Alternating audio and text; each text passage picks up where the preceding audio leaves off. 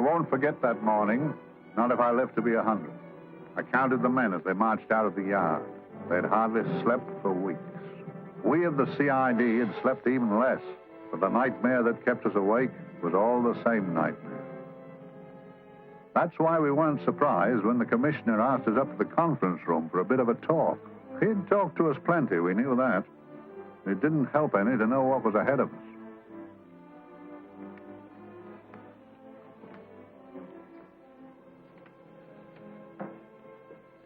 Must we have that window open, Gregson?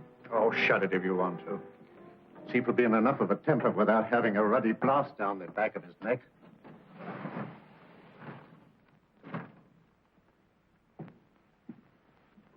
Gentlemen, the commissioner. Stuffy in here. Be seated, won't you? Gentlemen, if you wish to know what able men you are, read any of the works of popular fiction that glamorize your achievements, but don't, I beg of you, read the daily papers. They might give you an inferiority complex. I hate to mention it, but we're confronted with a series of the most atrocious murders since Jack the Ripper. And in the meantime, the CID might as well be playing at shove-halfpenny for all the good we've accomplished. Now look. Here, here, and here. Each of these red flags scattered through the city stands for a woman brutally murdered, a woman's terror, a woman's death agony. These are no ordinary crimes. These are the works of a fiend who kills first and mutilates afterwards. A ghoul who hacks off a part of his victim's body and carries it away with him, a loathsome souvenir of his butchery. 3 women murdered so far, and you haven't turned in one clue. You haven't given me one lead. Here you sit and wait for news of a 4th victim, with your arms folded.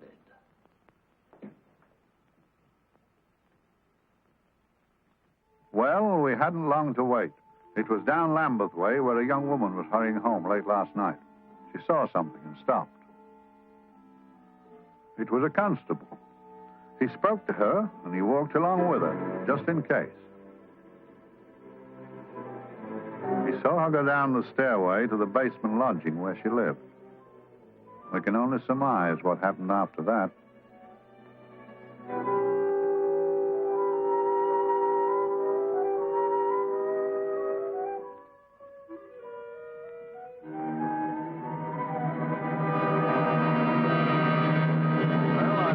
Pride in my pocket and went to see the man who'd so often helped out Inspector Lestrade and myself in the past, Mr. Sherlock Holmes.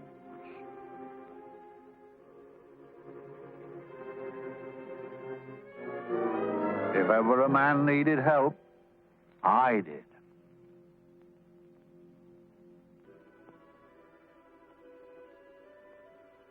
This makes 4, Inspector. 4 defenseless women here in the heart of London. And everyone with the right forefinger hacked off. Not hacked, Inspector Gregson. Cleanly, expertly severed. The work of a skilled surgeon. That's our only clue. Much about the age of my sister's girl. Is there no way of stopping this, Mr. Holmes? Yes. There's a way, somehow. The fiend that did this. I promise. I promise. We've nothing to go on. That's the rotten part of it. We can't get far without knowing the motive. Well, at least we know what the motives were not. It wasn't robbery, nor passion, thanks be, nor yet vengeance. Because they all came of totally unrelated families. Steady, Inspector, steady. Sorry, Mr. Holmes. I don't turn a hair when it's a bloke that can look after himself. A little slip of a thing like that. Yes, it's horrible. Come on, let's get a drink.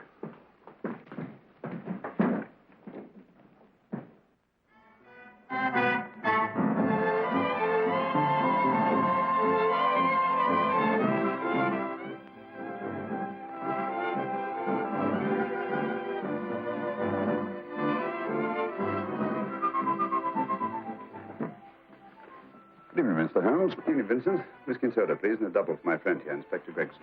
Thank you, sir. Make mine Irish. Decent of you to give me a hand with this thing, Mr. Holmes. Always a pleasure to be of help to Scotland Yard, Inspector. Little out of my line, looking for a maniac who murders just for the fun of the thing. Or perhaps just to get a human finger. In all 4 cases, murderer risked capture by stopping to secure a finger. Wonder what for? Who knows? He's just a madman. Perhaps there's method in his madness. If we could just trace those missing fingers. If we could just drain the English Channel, we might find a penny. Huh? Oh, thank you. You may keep those, Mr. Holmes. Thank you.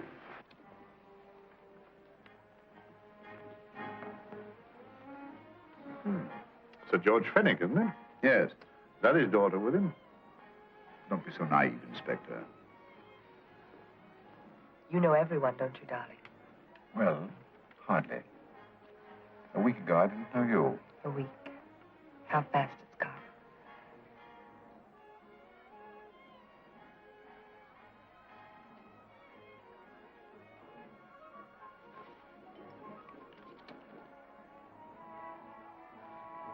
I collect these things.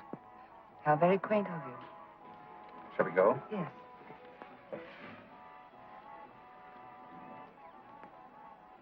What are you looking at, Mr. Holmes?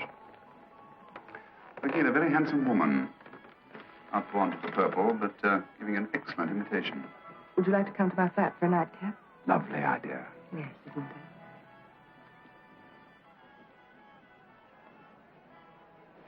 it? Wonder where she's taking Sir George Fenwick. Don't be so naive, Mr. Holmes.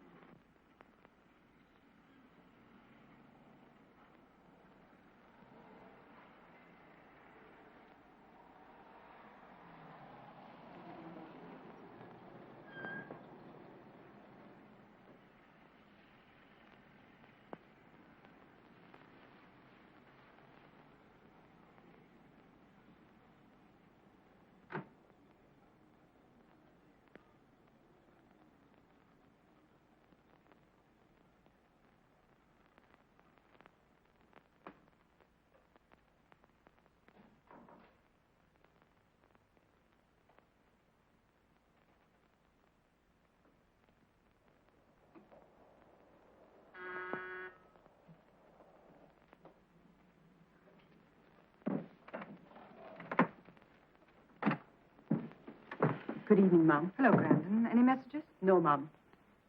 Thank you. Drinks, Grandin. One of your nice surprises. Yes, Mum. I say, you don't mean that... Grandin's a marvel, aren't you, Grandin? Yes, Mum.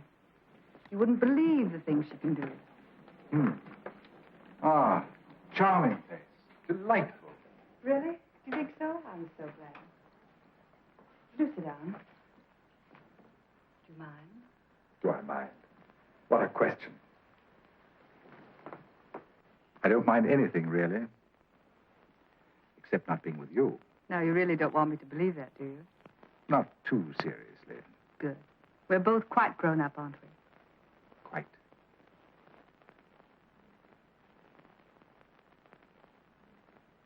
You're a treasure, Grandin.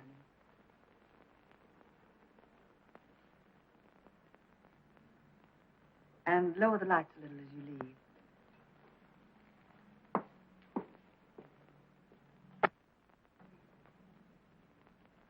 I prefer a more flattering light.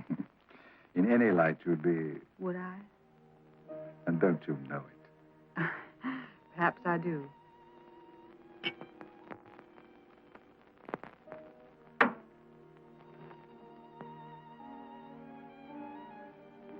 Oh, that priceless woman. You wouldn't believe it, but she's absurdly romantic. She loves dreamy music, and she thinks that we... But we do, don't we? Do we? Well, it's rather soothing, restful. Yes. And we all need rest at times, like tired children who've played too long. You've played with wooden soldiers, I suppose. Funny. Hadn't thought of that for years. Toy boats were my special joy. Anything I could set afloat anywhere. Like this. And this. Toy boats sailing into the Never Never Land. The land of beautiful dreams. Look. Look, odd, isn't it, how the light is reflected? Little specks of light that move and move. Like stars on a slowly moving stream. You know, Holmes, I'm very sensitive to atmosphere. No? Yes, I can tell by the feel of this room there's been a murder committed here. It may interest you to know, my dear fellow, it was the other side of that door at the foot of the stairs that the poor girl was murdered. If only I could find it. Find what? The one thing these unfortunate victims have in common that might give us a motive for these murders. There must be something. Another Jack the Ripper, if you ask me, a homicidal maniac. No, Watson. In the case of Jack the Ripper, there was one thing in common. His victims were all from one walk of life, living in the same section of the city. In this case, the murderer chooses his victims from all walks of life and from different sections of the city. No, my dear fellow, this is not the work of a homicidal maniac. It's something infinitely more sinister. The creeps. What on earth are you talking about? Watson, I'm convinced that these murders are only incidental to some larger and more diabolical scheme. That may be, but why the severed fingers? The answer to that question, my dear fellow, is our only hope of solving these mysteries. Dear sister, I am so happy. I had such a lovely holiday at Brighton with you and Alf. And I'm looking forward to being with you again. Poor little thing. Sort of raises a lump in your throat. I can picture her sitting here happily writing this letter. And I'm not bit realizing that she's shortly going to her death. Hello? Gregson. Oh, there you are, Mr. Holmes. I've been looking for you everywhere. What's happened? Murder in Edgware Road, not half an hour ago. Woman? Yes. And the right forefinger cut off clean.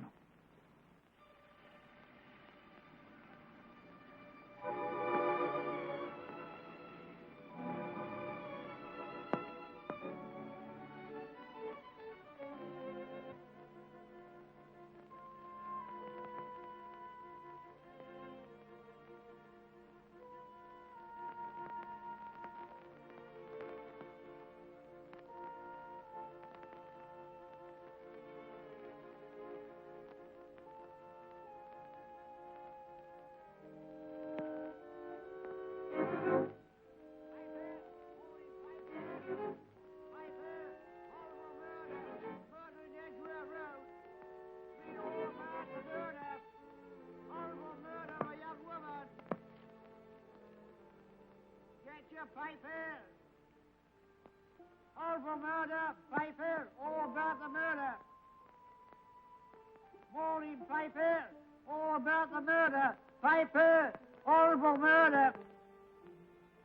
Another young woman found murdered, Piper, sir! All for murder, Piper! Piper! Read all about it! Get your Piper! Murder in Edgware Road! Horrible finger murder. Shocking murder. Murder in Edgware Road. Horrible murder of a young woman. Read all about the murder.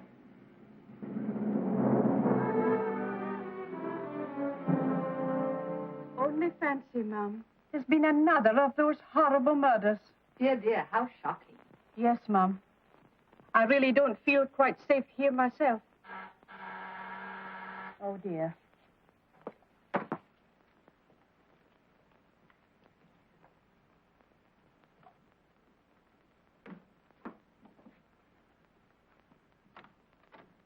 Why, Sir George! I must see Miss Marlowe at once. I don't know if she... I must see her. Where is she? Lydia. Why, Sir George, what is it? What happened? I don't know. You'll have to help me. You've got to help me. But I don't understand. Listen. I woke up a few minutes ago in a cheap boarding house off Edgware Road. I don't know how I came there. I don't know when. The last thing I remember is being here with you. Calm yourself, Sir George. When did I leave here? Well, it was about, It was 10:45, Mum. Precisely. You seemed, forgive me. Just a little distressed. Detached. Not interested. I thought I'd said something to offend you. I don't remember.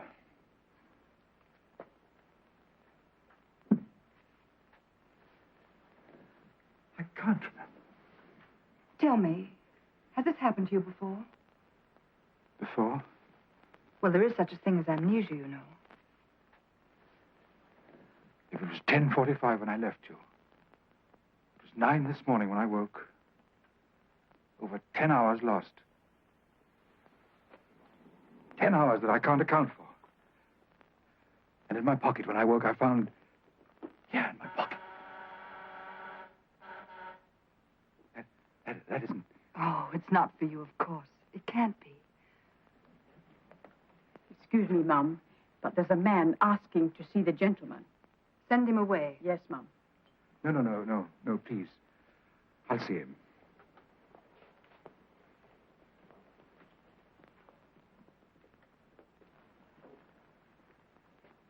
Well? Delightful room. Not much like the place you woke up in this morning. You followed me here? Yes. Are you a detective? Oh, no. Quite the contrary. Don't be afraid, Sir George. You know my name? Oh, yes. A very old and highly honored name.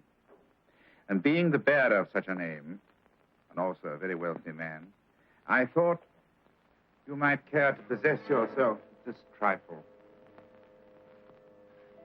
Rather than let it fall into the hands of the police. It is yours, if I'm not mistaken. The initials, GF. Where did you get this? It came out of your pocket. I saw it fall, but you never noticed. You were very busy, bending over something with a knife. Then you put something in your pocket.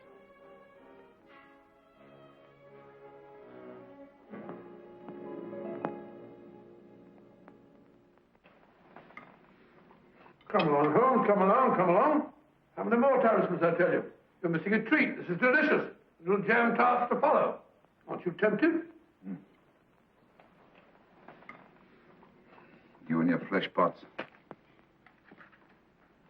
They tell me that fish is good for the brain. Brains, I haven't any. You realize that a whole day and a night have gone by since that bestial affair in Edgware Road? I'm as much in the dark as ever.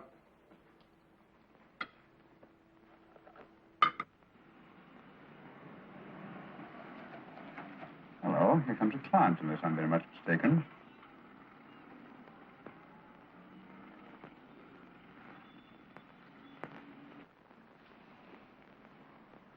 Oh, attractive. Very attractive.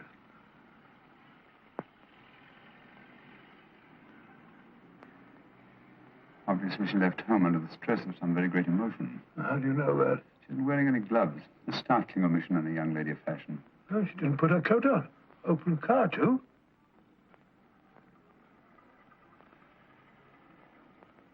Furthermore, there's something in that bag she wants to show me.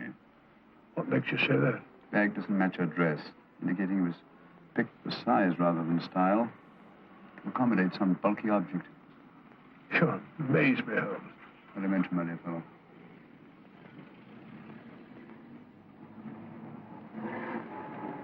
Well, that's interesting. What is?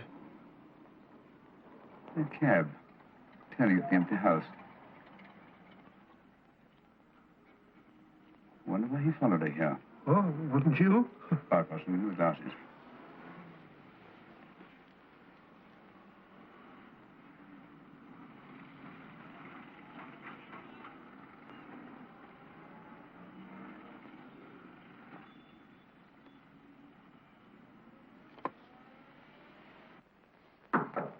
Well, we shall soon know. Yes, Mrs. Hudson? It's a young lady, sir. Most urgent. Ask her to come in. Go right in, miss.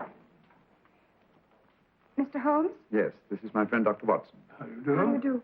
Mr. Holmes, you must excuse me, please. Yes, well, won't you sit down? Come along. May I? quite all right. Thank you.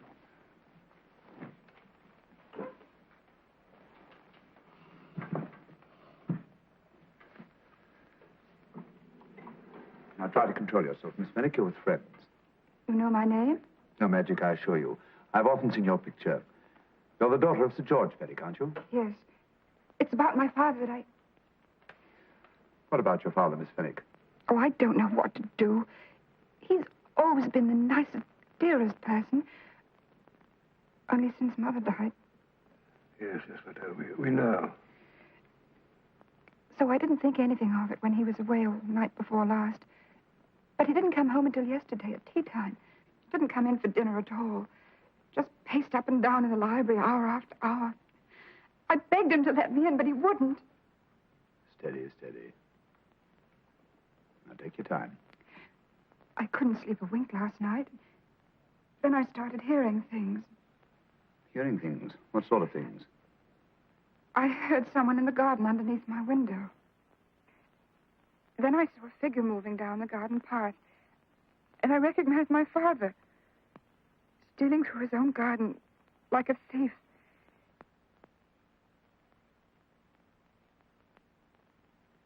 He had a spade in his hand. And he stopped by the greenhouse where he started to dig. This morning, at daybreak, I stole out into the garden and found this.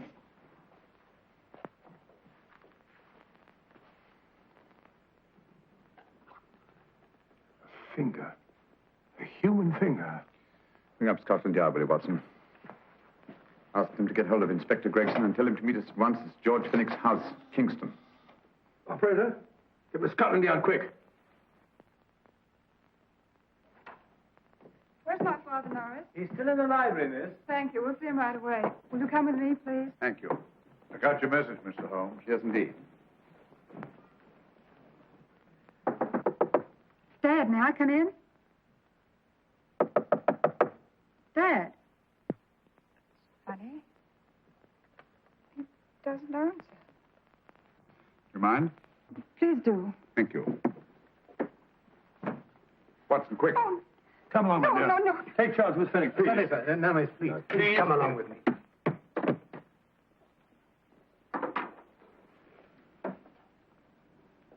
Dead? Yes. What do you make of it, Doctor? Shot in the back, between the second and third ribs. The bullet undoubtedly had penetrated the heart. Look at the powder marks on his coat. I was afraid of this. What do you mean? Don't you remember the man in the cab who followed Miss Fenwick to Baker Street? Well, you don't think he had anything to do with it, do I you? think it's reasonable to assume that he tipped off someone that I'd been sent for. Sir George has obviously been murdered to keep him from telling me what he knew. What was the weapon used? Small caliber revolver, point blank range, by the look of the wound. The murderer came in through those French windows. The mud from the garden he brought in his boots. Sir George must have surprised the intruder. Passed the room to him here. What follows, we can't tell. But from the location of the wound, I'd say that he turned his back for a moment, and as he turned, the muzzle of the revolver was placed between his ribs and one muffled shot fired. And you mean to say he kept on going, even after he was shot? There's no doubt about it. Look there. The trail of blood leads us back to the desk. There's something Sir George was after. Something. I know. He was trying to summon help, poor chap. I don't think so, Watson. There's the bell pull by the fireplace. No, you'll notice from the trail of blood that Sir George made straight for this desk here. I wonder, there was something he was desperately anxious to get. Hello. His right hand's clenched.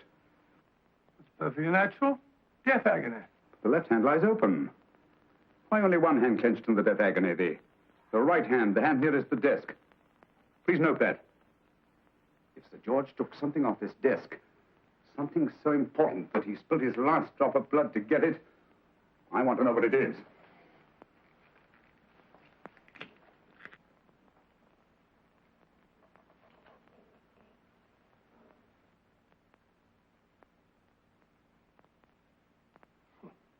Nothing but an ordinary match folder. Where does that lead us? I imagine to something very important, Gregson. This match folder's from Pembroke House. Why shouldn't it be? He was there, you know. We saw him yesterday. Yes, but the effort he made after he was shot to get hold of this match folder. It's just possible he wanted someone to remember Pembroke House. He may have wished to recall it to someone who saw him there. Someone who, like ourselves, saw him with a woman.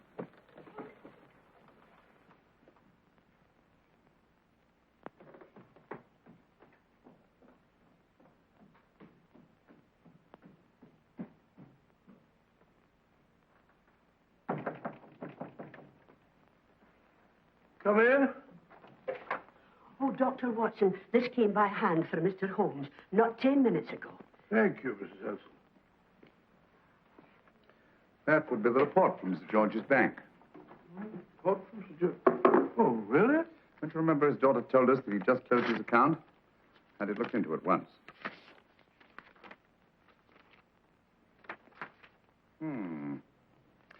He drew out his entire balance in cash, nearly £10,000, yesterday, just after that young woman was murdered.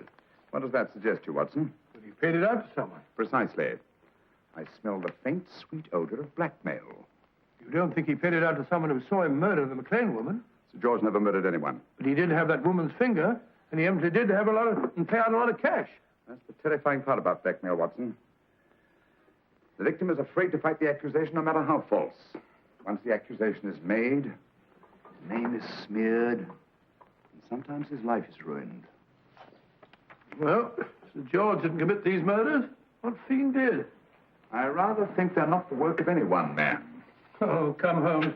You don't expect me to believe there's a whole organization going about killing people and chopping off their fingers. That's possible, quite possible. Well, whoever's behind all this thing must be out of his mind. On the contrary, my dear fellow, if my assumptions are correct, this little scheme has behind it the most brilliant and ruthless intellect the world has ever known. You don't mean Professor Moriarty? I do. Oh, steady, Holmes. You've got him on the brain. This is the third time in as many months you've suspected him of unsolved crimes. He's dead, you know. Is he? Is he? You know he is. He was hanged in Montevideo well over a year ago. I know that someone was hanged in Montevideo under that name. But I'll stake my reputation that Moriarty is alive and here, now in London. Hello? Yes, Dr. Watson, wait a minute. Me? Oh, yes? This is Dr. Watson speaking. No, I'm afraid I've retired. I don't practice anymore. What? Oh, that's a different thing. An emergency case. Well, just a minute. Yes? Yes, well, see, she's not moved. Remember that? Don't touch her till I get there. Fractured case in the Cardinal's Mews. Heavy woman. 14 stone. Look at it. 14 stone. Just the sort of person who would hoist herself up on a stool to feed the canary. There ought to be a law against fat people keeping little dicky birds. Well, so long, old man. I shan't be very long. I haven't used that bag since I brought little Amelia. What's her name in the world? She grew up to be a very unattractive child. Oh, who wouldn't with a name like Amelia? What Amelia? Amelia.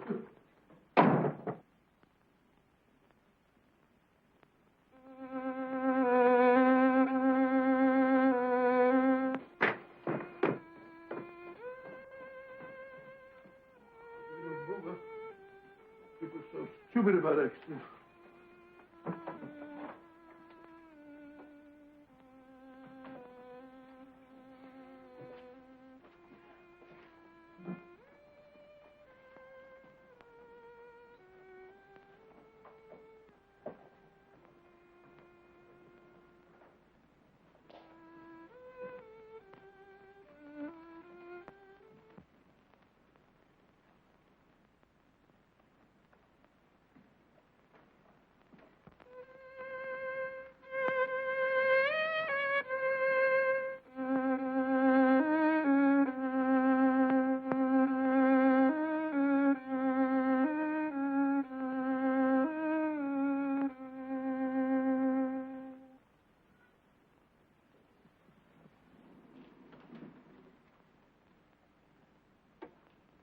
Professor Moriarty.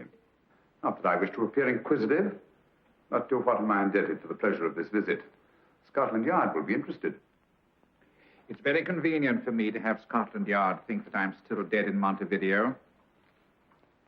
I never dreamed of fooling you. Thank you.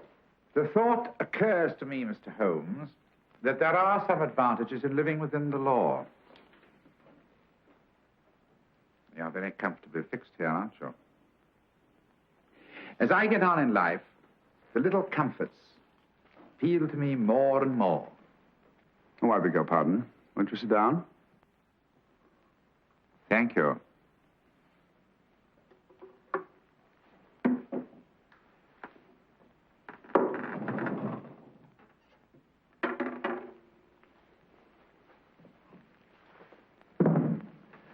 And now, Professor Moriarty, what can I do for you? Everything that I have to say to you has already crossed your mind.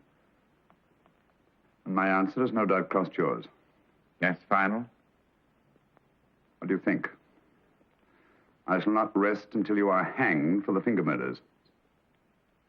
You've no proof, you know. No, not a shred. But I have you. I could turn you over to the police here and now. You could. But if you did, you'd never see Dr. Watson again. Oh, the telephone call. Quite. I rather assumed you had taken some such precaution. Or I should have snatched up a revolver and indulged in a fit of heroics when you came in. Very smart, aren't you? Not smart enough. Or I should have anticipated you. But if any harm comes to Dr. Watson, I shall seek you out. I shall not rest until I find you, and when I do... No harm will come to Dr. Watson this time. But I can't answer for the future. Mr. Holmes, I should strongly advise you to drop this case. Don't be silly. Think it over. We've had many encounters in the past. You hope to place me on the gallows. I tell you I shall never stand upon the gallows. But if you are instrumental in any way in bringing about my destruction, you will not be alive to enjoy your satisfaction. And we shall walk together through the gates of eternity, hand in hand. What a charming picture that would make. Yes, wouldn't it? You know, I really think it might be worth it.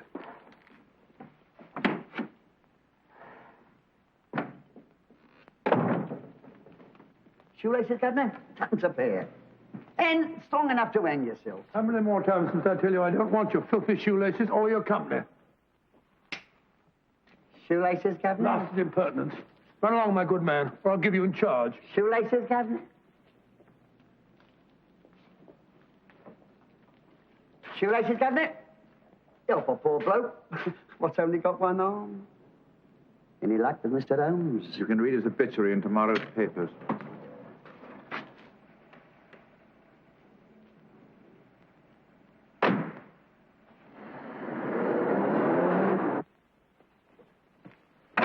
Oh, there you are, Watson. Come in.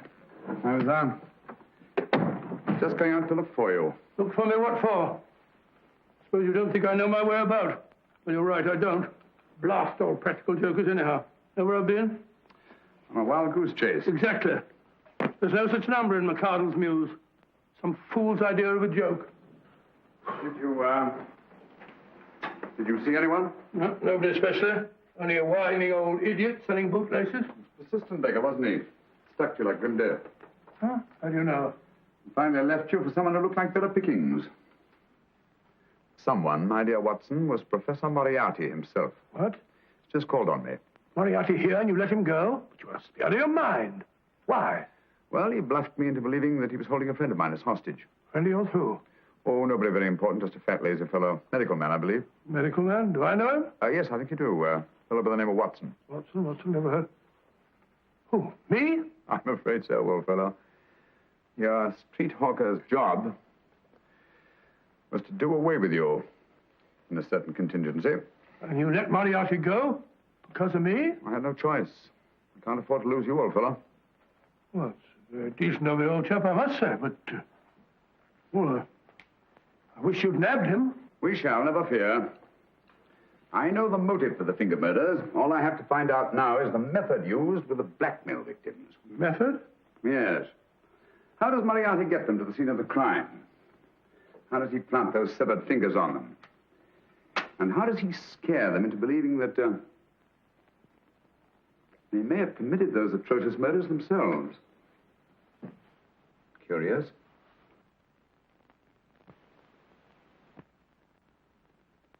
Very curious. Huh? Curious? What's curious? That window in the empty house across the street. First floor front. Huh? What's wrong with it? It's open. Why shouldn't it be open? Well, it wasn't open half an hour ago. I'll stake my life on that. Well, it's not our business. Let it stay open. I wonder if you'd go over, old fellow, and see what's the matter. Oh, trespassing. Against the law. Very well, I'll go myself. Oh, well, if you're going to put it like that, ridiculous waste of time. Going about shutting windows at this hour of the night. Yeah, you better take this torch. Well, take what? Dignified job for a doctor. Dr. Watson, the torchbearer. And what do you propose to do? Sit in a comfortable chair, I suppose, and read a good book? That's a very good idea. Yes, very good idea. While I play night watchman, you have a nice read. Mm-hmm. Good night. Have a good time. Have a good time? What do you mean, have a good time?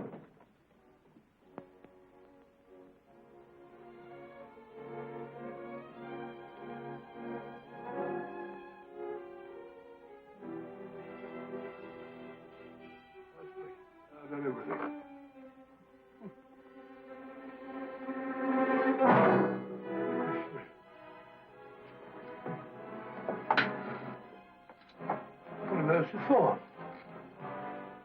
Oh, umbrella stand. Pretty little thing to keep about the house. Must have been a pet.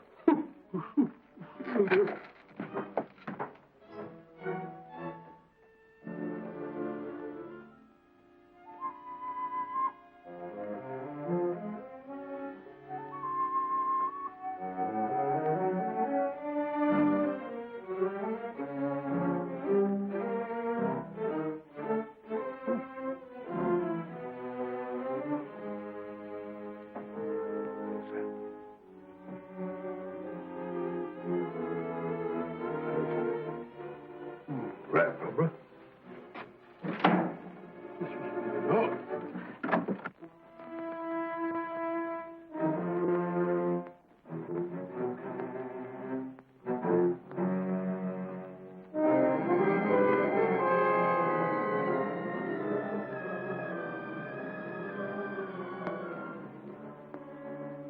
Well, he sits comfortably reading a book.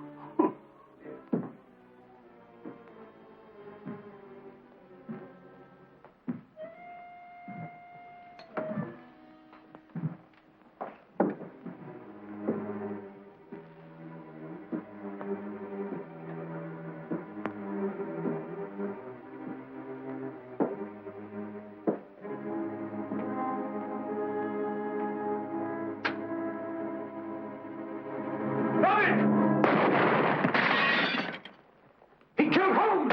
He killed Philip! Watson. You? But I saw him shoot you a second ago. Not me, my dear fellow. Merely the bust of Julius Caesar. Incidentally, you may have noticed that all through the ages, prominent men have prominent noses. Oh, I'm afraid we're in for terrible trouble again with Mrs. Hudson. Windows smashed, plaster all over the floor. Get up, you.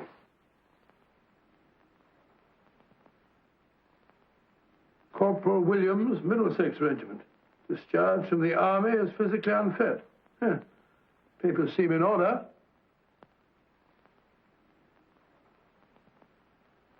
Now, Corporal Williams, you've seen service in the Far East, haven't you? The East? I thought so. Look at his complexion, Watson. Yellow as saffron. He's been taking atabrine. Cure for malaria. Sniper, aren't you? Sniper. Why did you try to kill me? I had to kill him.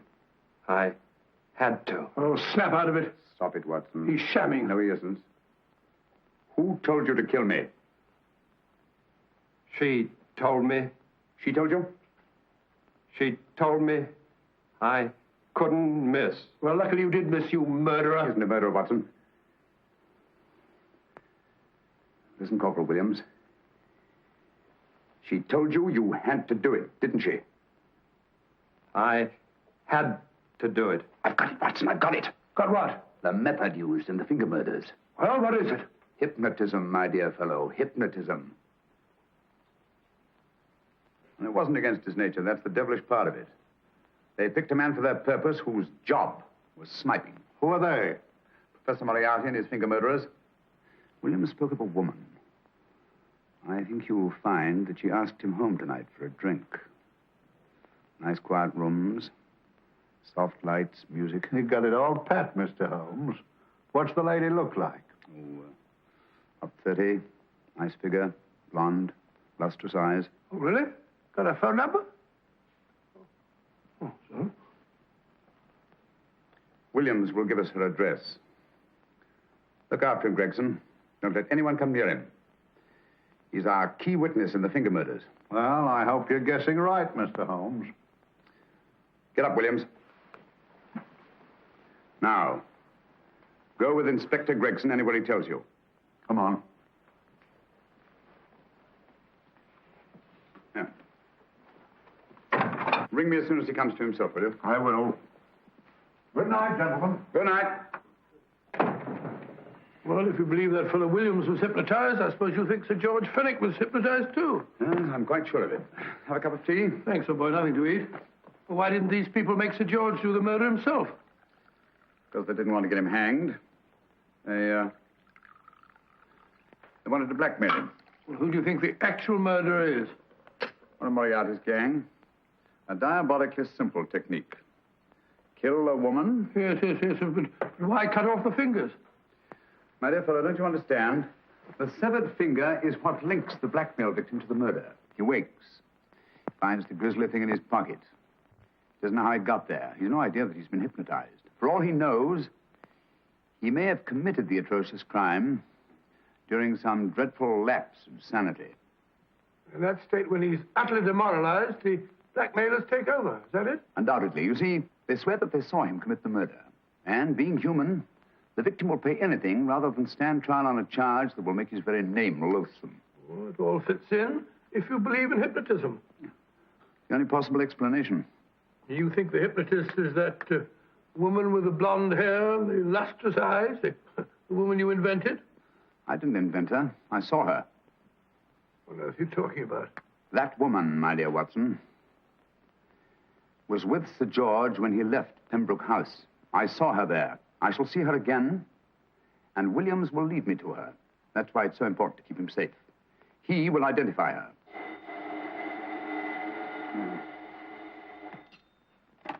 Hello? Yes? Inspector Gregson? What?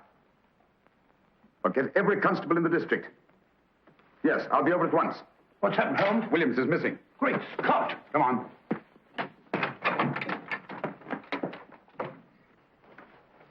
Lorry crashed into Gregson's car. During the confusion, Williams disappeared. Escaped, eh? No, kidnapped. To keep him from talking when he came to. You don't think that Moriarty... With Moriarty? Anything is possible.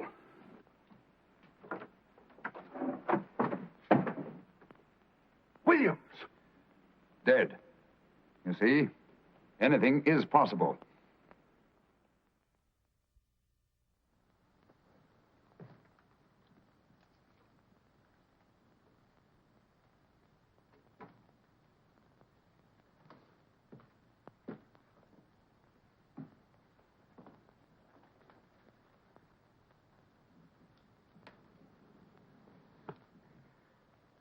Oh, good morning, Professor Moriarty.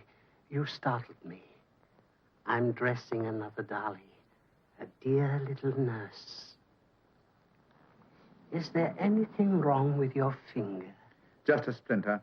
Nasty things, splinters. Most trying. One can't be too careful. But I'll get it out for you. I have the very instrument to help you. Sharp enough to split a hair. Put those tools away until they're needed. But they're not tools, sir. They're instruments. Put them away. Is Lydia in? Yes. But really, you should let me... Get dressed. Holmes and Watson just left Baker Street for the Mesmer Club. Mesmer Club? The meeting place of all the top hypnotists in London. Do you suppose that Mr. Holmes is onto our method? If he suspects, it's merely a suspicion. It's our business to see that it ends there. I hope you're right. Williams passed away before he could talk, remember? What do you want me to do?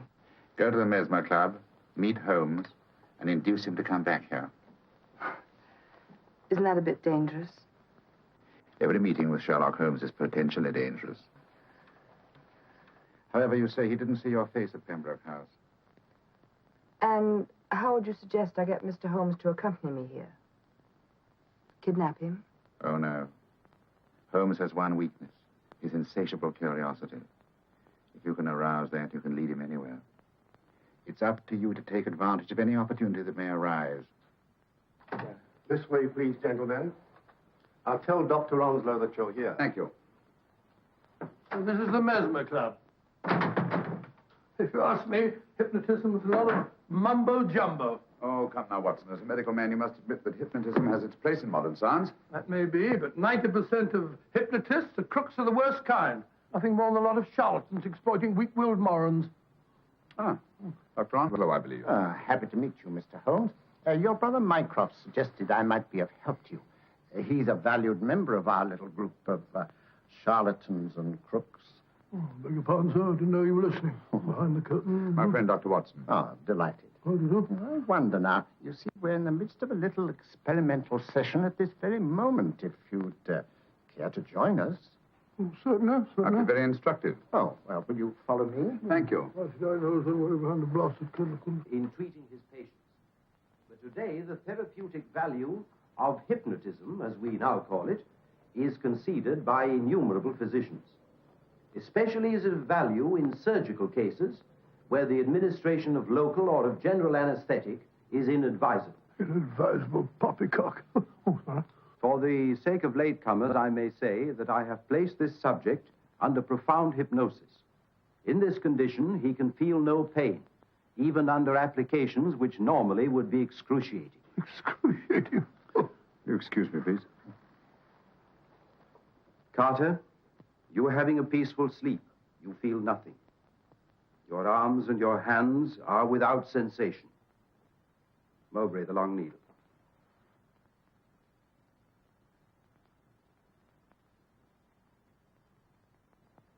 Carter, give me your right hand.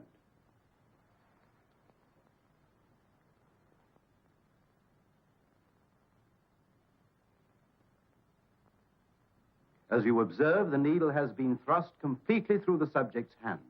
No feeling, no pain. This lack of feeling is the one infallible test of profound hypnosis. Nonsense. Fellow's full of drugs. Oh, isn't he? Definitely not, Doctor. Wake up, Carter, wake up. You feel well and rested, remember. No pain anywhere. Wake up, wake up. I say, when are you going to begin? All through, Carter. Stand up. This way, sir. And, are these all the people that come here? Oh, no. Others keep dropping in all the time. I suppose it's all right for those who believe in it, but of course, I'm a professional man myself. Then you don't believe in hypnotism, Dr. Watson? Oh, I don't deny that there are certain types of hysterical, feeble-minded people who go under if you point your finger at them. But anyone with an ounce of character... How right you are. You see right through our little artifices, don't you, Doctor? Right through, my dear sir. Right through. Right so. But with the feeble-minded, as you say... excuse us, Mr. Holmes. Certainly. Step over here, won't you? Certainly, sir. Anything to oblige. Let me show you how easily we charlatans take advantage of them. Now, sit down, Doctor. Now, we set a thing like this in motion. It's wonderful, the attraction on the feeble-minded, of course. The continuous motion, if they just let themselves follow it. Of course, you could stare at it till doomsday, Dr. Watson, with no effect at all. still, it might make you a little drowsy, like the white ribbon of road at night when you're driving. The rhythm is smooth, unbroken, and the road goes on and on, round and round, always the same, winding and winding. And you're drowsy, you're tired. Let the road come into you, as it were. The long road, the smooth road, the road to sleep. Sleep.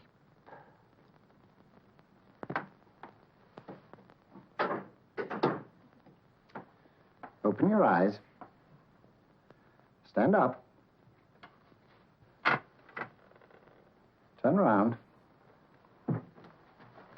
And now, Dr. Watson, you're on a holiday in Scotland. The country is amazingly beautiful. We're coming to a stream. It isn't deep. Better take your shoes and socks off.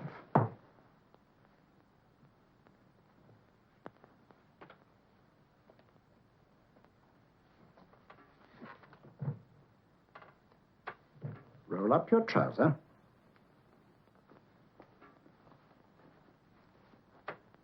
That'll do. The other leg is waterproof. Turn around. Mind the pedals.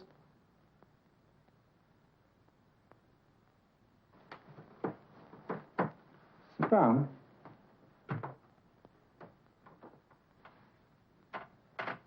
Wake up now.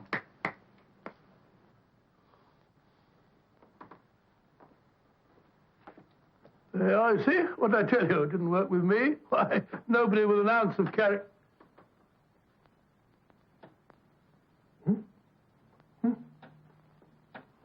I think you'll need these.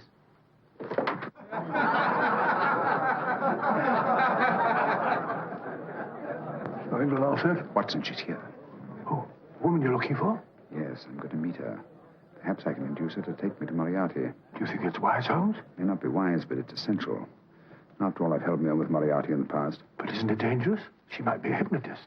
My will isn't stronger than hers. I deserve to be hypnotized. I feel I must protest, Dr. Onslow. I was told this was a gathering of serious students of a great science, and I find myself in a company of buffoons. Oh, my dear madam. Elliot's and Esdale Braid. Were those men martyrs for the truth? That you may laugh over your childish, cruel tricks? I must say I'm in complete agreement with you, madam. This was most unnecessary performance, Dr. Onslow. Beg your pardon, sir. My name is Holmes, Sherlock Holmes. At your service, madam. Thank you, Mr. Holmes. I'm afraid I've created a rather embarrassing situation. But you see, I'm interested in the serious study of hypnotism. So am I, too. Perhaps we have something in common, Mr. Holmes. Perhaps we have. Would you join me for a cocktail at Pembroke House? I should be delighted. Good.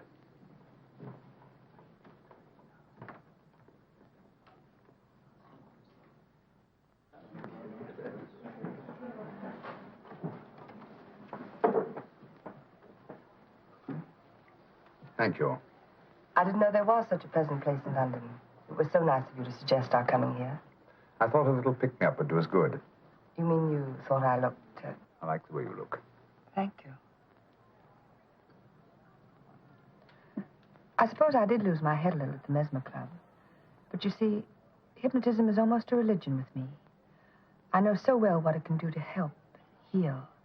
And I can't bear to see it used for trivial purposes. I know very little about it. That's why I went to the Mesmer Club. You see, I'm rather puzzled just now with the case that I'm working on. How fascinating. Tell me about it. It's the murder of Sir George Fenwick. Fenwick? Who's he? Quite a well-known figure. Odd now I come to think of it. Last time I saw Sir George was here at Pembroke House. Strange. Yes, isn't it? He was sitting, I believe he was sitting at this very table. There was a charming lady with him. He was lighting a cigarette.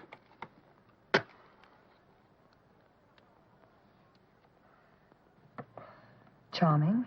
Did you see her face? No worse luck. Merely her back. How unenterprising of you. Yes, wasn't it? Afraid I'm getting a little older. I shouldn't say so. That's nice of you. Still, the first time in my life, I've got hold of a case that's beyond me.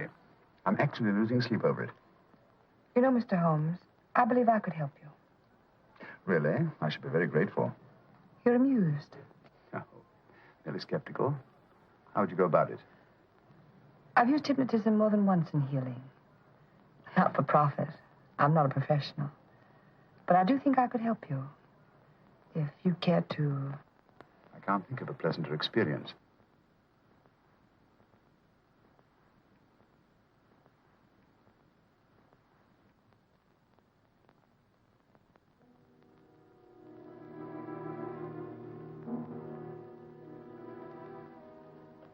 Low lights, music, is that all there is to it? You must relax, Mr. Holmes. I'm afraid you're a rather difficult subject. So I thought perhaps a little help. Materia medica might be advisable. Drugs?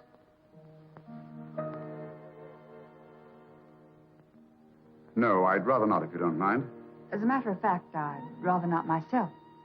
But Schrenk-Notzing, he practiced in Munich, you know. Believed it the best means for difficult subjects.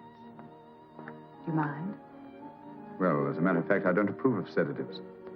Just as you wish. We don't have to go on with this at all, you know. Wait a minute. Wait a minute. All right. I'll take a chance. It's really quite harmless. What is it? Cannabis japonica, an oriental soporific. You'll need water.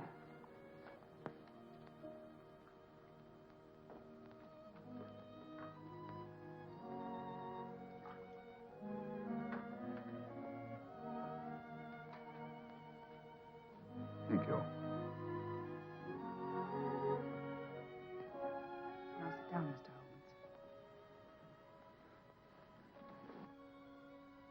Holmes. You'll feel yourself growing drowsy. Don't fight it. Give in to it. Because you do want to sleep, you know. Just fix your eyes on this one white flower floating on the water. Empty your mind of every other thought. Follow the motion of the water. So smooth, not a ripple. Waters of forgetfulness. Steady. Deep. Strong. Strange, isn't it? How the light is reflected. Little specks of light that move and move.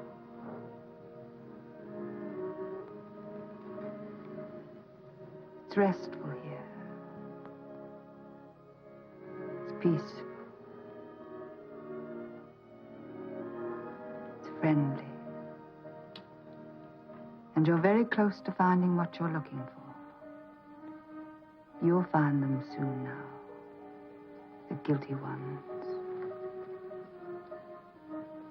When you're rested, gentle waters closing over you. Steady, deep, strong, drawing you down, down, down.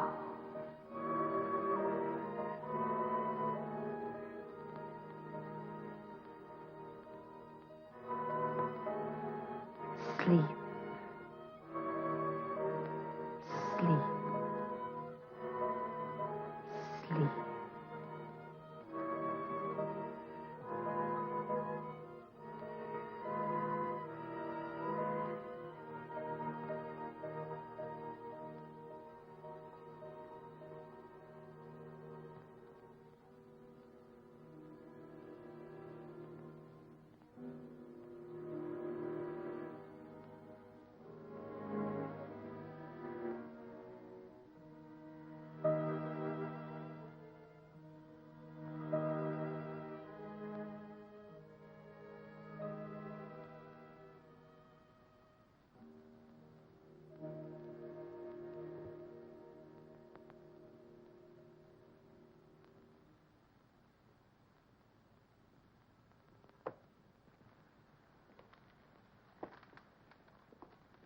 Here he is, Professor Moriarty. Stand up, Mr. Holmes.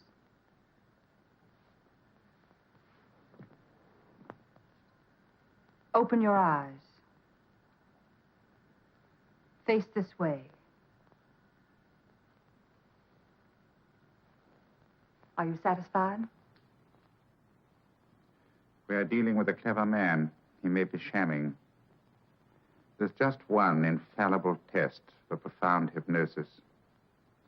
You ready, Dr. Simnel?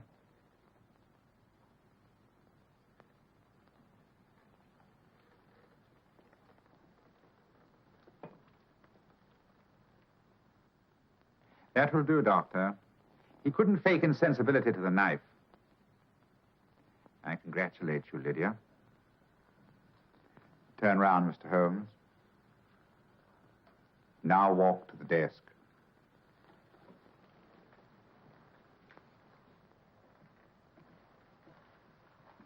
Sit down. Take that pen and write what I tell you to write. I have at last found a case which I cannot solve.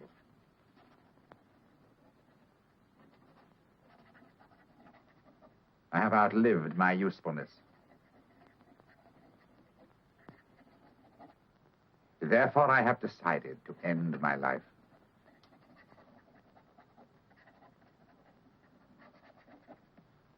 Sign your name. Now blot it.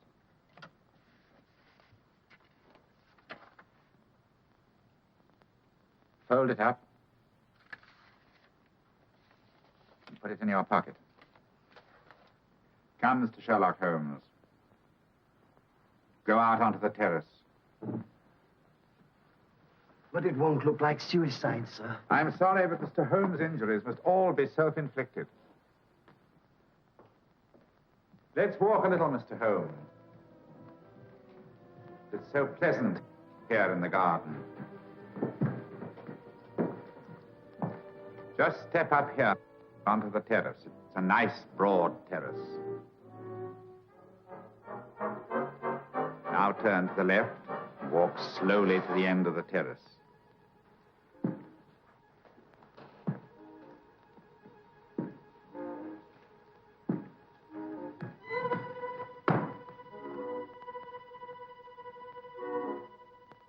Don't stop. You must walk to the end, you know.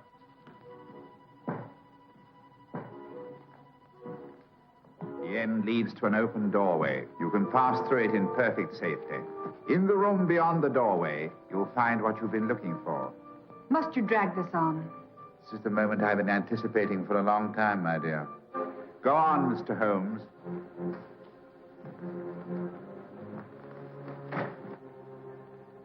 Through the open doorway, you will find the man responsible for the finger murders and the death of Sir George Fenwick. Professor Moriarty. Holmes! Stand still. What a beautiful view, Watson. I'm quite enjoying it. No, you're not. You're hypnotized. You're under a spell. Stand still. Don't move. Steady, Holmes. Steady does it. Stand perfectly still where you are. Nonsense, Watson. You don't know what you're doing. Of course I know what I'm doing. You mean you're not hypnotized? Certainly not. Then get off the wall, you idiot. Oh, look out! Holmes! What were you doing up there? Holding the fort until you arrived. What kept you? Well, I ran into a spot of trouble on my way to Scotland Yard. I was arrested for exceeding the speed limit. Your luck seems to hold, Mr. Holmes. I'd hardly call it luck, Professor. You see, I substituted a drug of my own for the one that this dear lady pressed on me. You are clever, aren't you? A drug that, although it leaves the subject conscious, renders him quite insensitive to pain. That accounted for my lack of reaction to Dr. Simnel's knife. Well, Gregson, quite an impressive haul. Even Inspector Lestrade himself couldn't have done any better. Thanks, Mr. Holmes. Take him away. All right, put her in the van. I was right, Mr. Holmes. You are a difficult subject. Thank you. And now, Professor, our score is settled. Au revoir until I see you on the gallows. The rope has not been made that'll go around my neck. Come on.